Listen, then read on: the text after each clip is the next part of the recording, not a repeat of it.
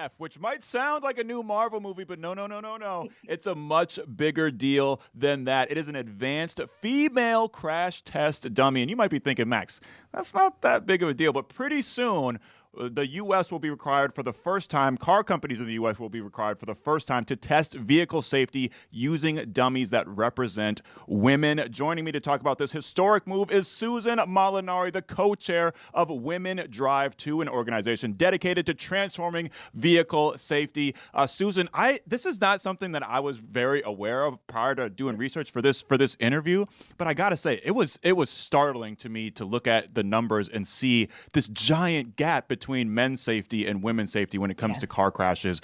Could you just talk a little bit about that gap? Sure. Well, it's not surprising, right, when we realize, which most people don't, that since 1970, when we started using crash test dummies to determine safety ratings for our cars here in the United States, that it was based on a 5'4", 140-pound male.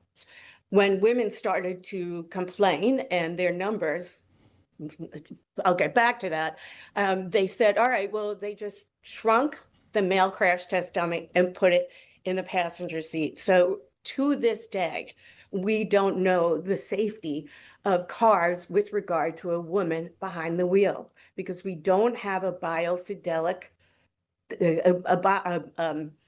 a crash test dummy that represents females with our biological differences. Women are 78% more likely to be injured in a car crash and 18% more likely to die. So we're really grateful to the Department of Transportation and Secretary Duffy for moving this along.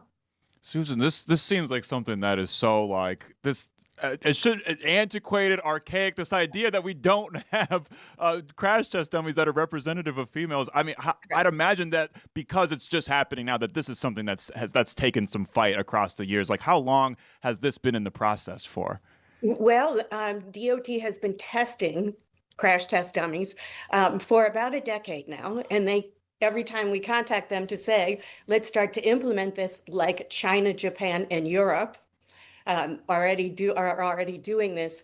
We're always told, well, it needs more study. So as I said, it's great that the DOT has finally decided under this new leadership and President Trump that they're going to move this thing along with a companion bill that's been in the United States Senate by Senator Deb Fischer called the She Drives Act, which is gaining momentum and has bipartisan support.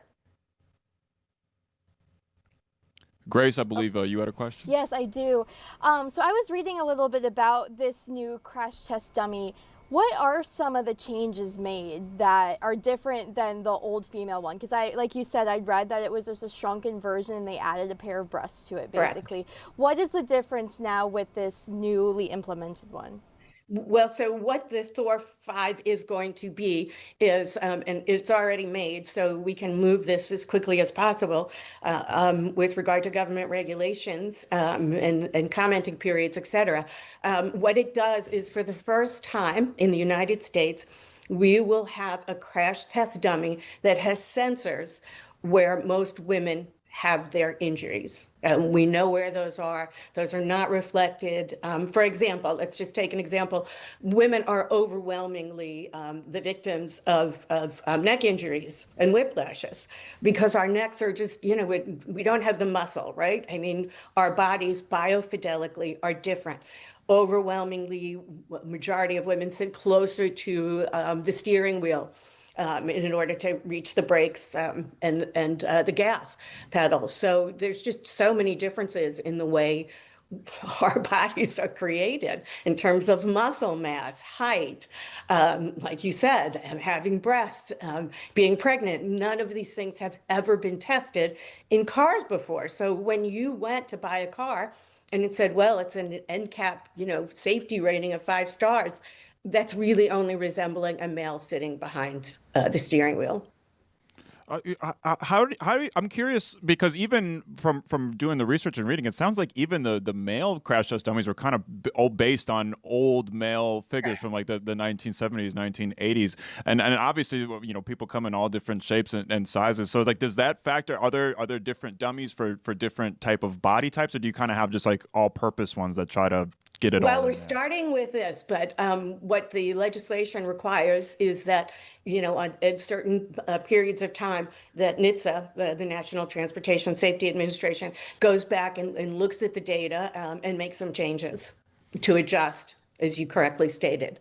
Even men are taller and bigger than when we started this as the United States government in 1970.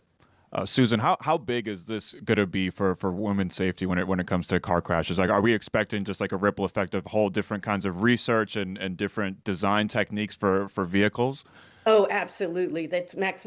You've totally hit it right on the head in terms of the safety of women. Again, when we think about 78% of serious injuries are from women.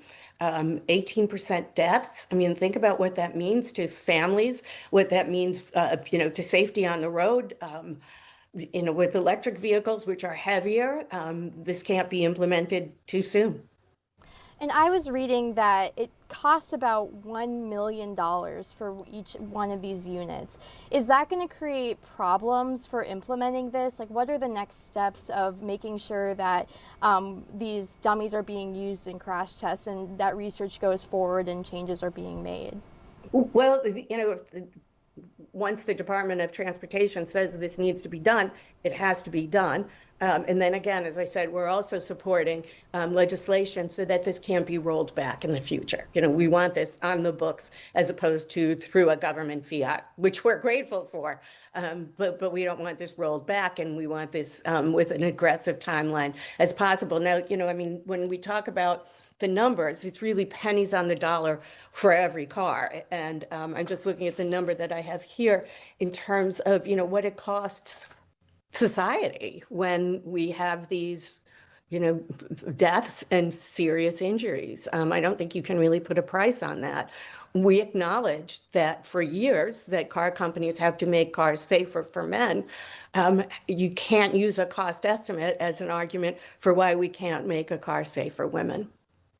Life is priceless, like you just said right there, Susan. Have you had a chance to see this new Thor in action at all? Do you get to see a lot of these crash test dummies in action? I have not, but I'm going to now that we're feeling so positive about it. And I do want to say we spent the last 4 years under the Biden administration meeting with, sending letters to Secretary Buttigieg with the National Highway Transportation Safety Administration, and we got nothing. Like, at one point, 22 members of Congress, bipartisan, wrote to the secretary and never got a response. We started a letter with 30 former ambassadors, members of Congress, attorneys general, car safety advocates, and never got an answer. So we're just really grateful that it has taken such a short period of time for Secretary Duffy to acknowledge, the significance of this. When can we expect these crash test dummies to get into use here? I'd imagine it's not just like, a flip of a switch and then we got them in the driver's seat. When can we expect them into use, and when can we expect kind of like the effects of these to start being implemented? Well, we're hoping as soon as possible. Under the legislation, though, it has to go through 3 rulemakings. Which means that you have to, of course, the government does not move quickly, but it means that they're going to have to put these rules out, requiring car companies to do this, and then everybody has to respond, and then they have to go back and respond to those things. So it will take a little bit of a while. Under the She Drives Act, though, it's a very aggressive schedule, and we think probably within the next 2 years maximum, we'll be able to ensure women that they will be safer on the road than they were today. It can't come soon enough, Susan. I'm curious, just from a general point of view, how do these crash tests work? I feel like we all saw those old commercials with the crash test dummies, but I'm assuming there's a lot more that goes into it. How do these crash tests work? You got me. I'm assuming it's like the old car commercials too. But they do it from side impact, front impact, back impact, not just head on. But just think about this: when the government acknowledged that women were driving. No, they haven't really even acknowledged that they should be testing a crash test dummy that is biofidelically close to a female. They put us in the the passenger seat. Women now are 51% of the drivers, and most of the really serious accidents have been caused by men. Just saying.